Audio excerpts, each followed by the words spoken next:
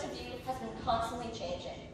From when I was a helpless baby to when I thought my life had ended after getting a bad grade, I have since become more capable and learned to see the world in what I hope to be a more reasonable light. In other words, I matured. This change is expected, encouraged, and I don't think anyone would argue that it wasn't a good thing. And sitting at my desk in history class, I see that in many ways, humanity is going through the same thing. Over the course of history, we've matured, learning tool use, our place in the world, and developing, frankly, enormous amounts of knowledge and wisdom over the course of 3 revolutions. And, just like me, humanity isn't done maturing. Only we have to grow up fast, because it is the only way that we are going to be able to tackle the ever-pressing issue of climate change. But I'll come back to that. Before the first revolution, the agricultural revolution, we were babies, recklessly hunting for what we needed.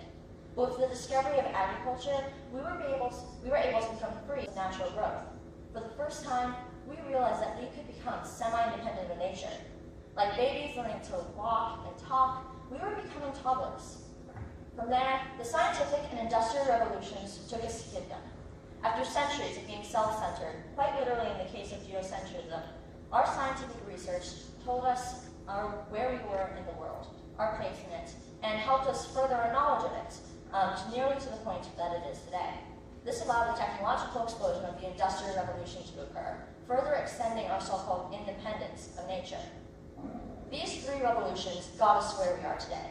Without the agricultural revolution, we wouldn't have unified civilizations, and so likely would have died out pretty quickly without the physical prowess of our animal peers.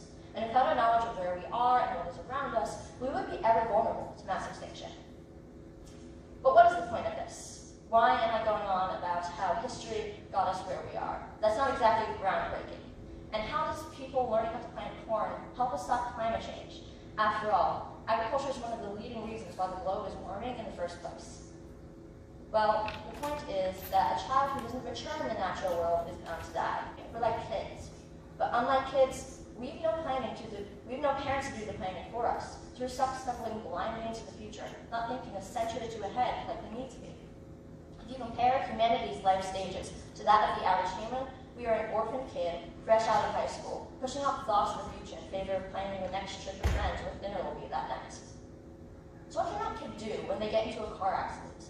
When they have to plan to pay for that, to spend time recovering from that? Well, I know the answer most kids would give. I don't know. But for humanity, we have to know. Because that car accident could be the end of everything. That car accident is climate change. It's mass extinction. It's the loss of natural resources.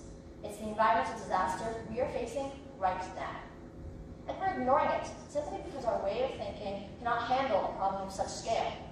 Not only is the average citizen not thinking about it, but our politicians aren't. Even the best focus on the short-term goals of getting the economy up, or helping more people get health care. I'm not saying that those goals aren't important. They absolutely are, but I'm going to go out on a limb here and say that potential mass extinction and the loss of millions of lives is more important. People need to realize what lasts and how that relates to what is important. We as individuals do not last. That is an undeniable fact. But species do last, or at least they can, and it's always been life's most basic instinct to ensure that they do. It's time that we take that basic instinct and extend it, like we have done so many times before. Thinking about the long-term well-being of humans as a species is simply an extension of the already existing instinct to preserve our genes. And to stop climate change, we need to think beyond the personal effects and recognize the long-term goal of preserving humanity that has always been with us. If we do these 2 things, broaden our points of view, then the roadblocks currently stopping kind of fast, monumental change necessary to combat climate change will disappear. This may sound impossible, but this is the idea of one species changing the way the entire globe functions seemingly impossible. This may sound idealistic, but aren't ideas the only things left standing in our way? We have done this before, and like always, we are afraid of growing up. Were the hunter-gatherers not afraid of risking it all in their crops?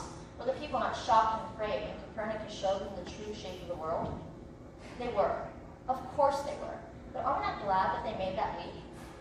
It's our turn now to adapt again. And I assure you, we will not regret it.